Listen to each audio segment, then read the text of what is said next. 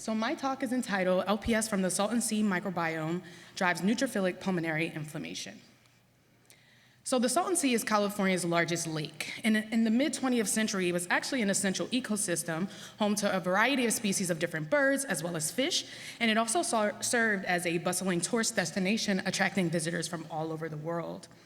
So around the same time, the area was recognized for its agricultural potential, and since then, this region has actually grown to be one of the most productive agricultural regions within the world.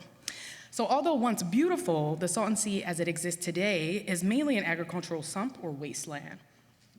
Additionally, due to things like water diversion, as well as global warming and a variety of other factors, the sea is very rapidly shrinking and drying, which is resulting in exposure of the surrounding dry lake bed, also known as playa. So this drying not only significantly increases the salinity of the sea, making it inhabitable for most wildlife, but it also directly contributes to the increased dust generation within this region, which already suffers from frequent and severe dust storms. Additionally, the increased exposure of this playa is believed by the community members to be linked to this high prevalence of asthma in this region.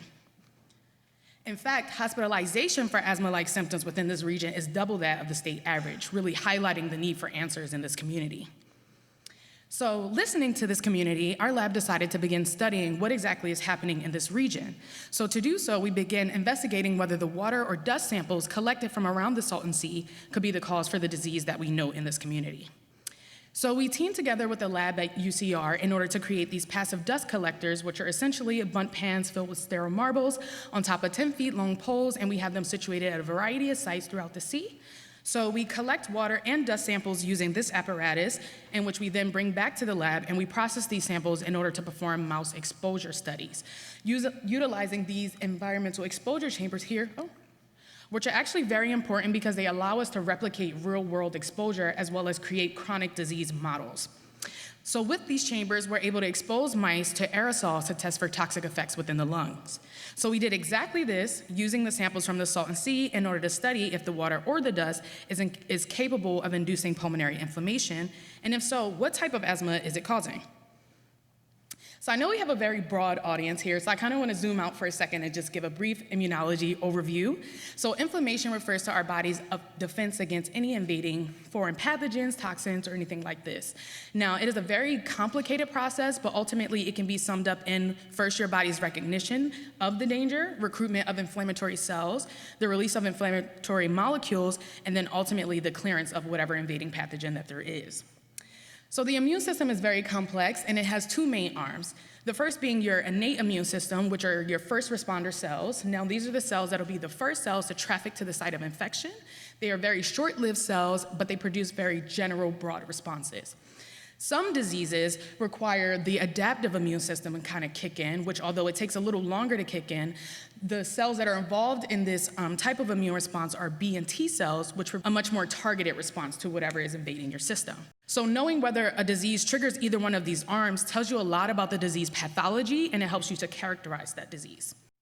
So I'm sure we're all familiar with the term asthma, but asthma itself is a very complex disease, which is mainly characterized by inflammation within the lung, airway hyperreactivity, and airway constriction. However, clinically, asthma is diagnosed by the presence of a variety of symptoms, such as chest tightness and pain, coughing, wheezing, and things of this nature.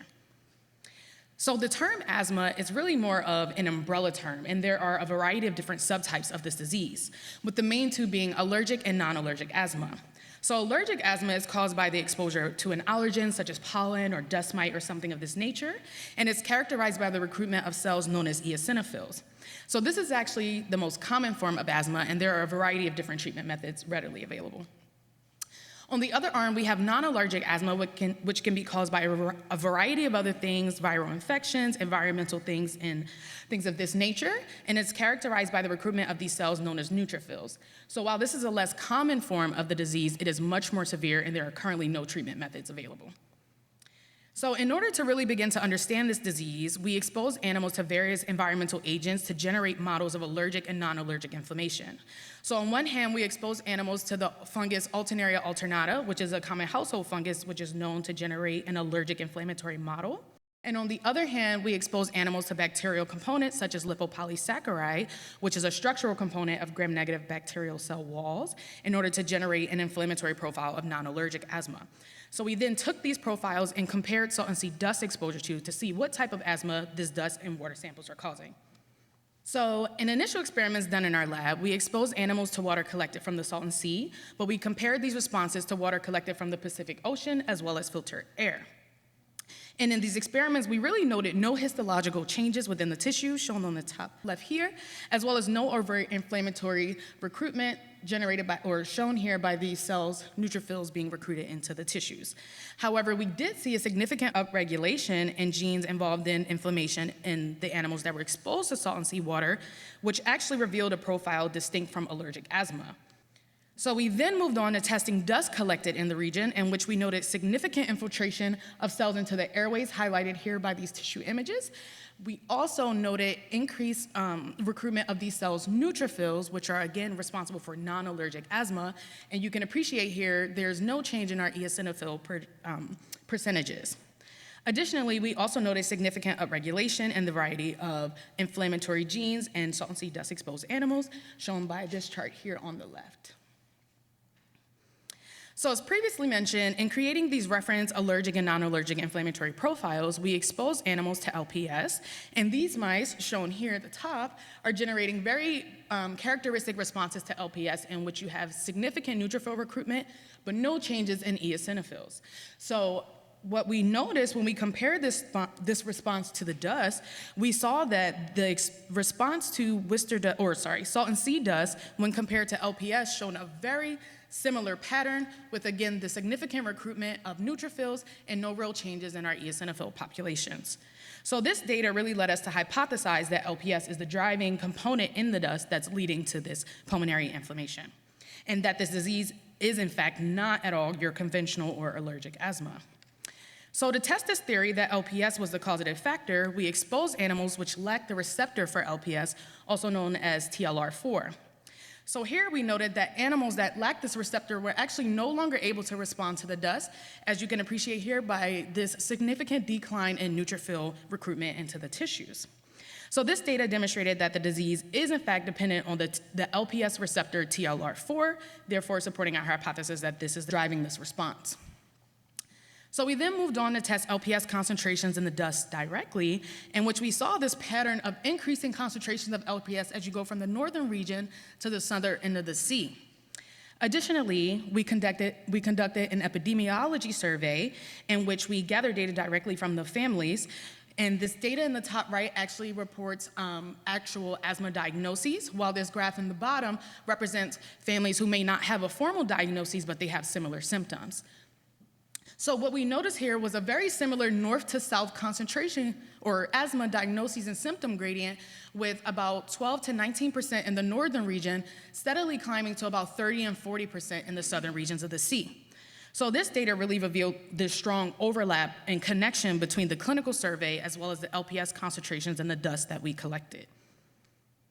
So this is actually fresh data that I just collected last week. You guys are the first to see this. So what we did, we wanted to really wrap this story up. So what we did was we took LPS, we extracted it directly from the Salton Sea water, and we exposed animals in a smaller individual mouse exposure chamber in order to see if this LPS was in fact able to cause or induce inflammation. And as you can see here, we do see a significant recruitment of neutrophils into the airways of these mice with this pure material. So overall, our data revealed that the extracted LPS is in fact incapable of inducing an inflammatory response, verifying the connection of this toxin to the respiratory disease affecting the community, but also that this disease is a distinct clinical entity, which we have termed aerosolized endotoxin respiratory syndrome, or AIRS. So in summary, together these results demonstrate that the disease induced by exposure to dust from the region is not allergic asthma, and in fact appears to be driven by chronic exposure to the bacterial component LPS, which we believe is actually being aerosolized from the surface of the sea and those frequent dust storms that this region is experiencing and inhaled by the community, causing these alarmingly high rates of asthma plaguing this region. So with that, I hope I'm on time. I'll take any questions. Thank you.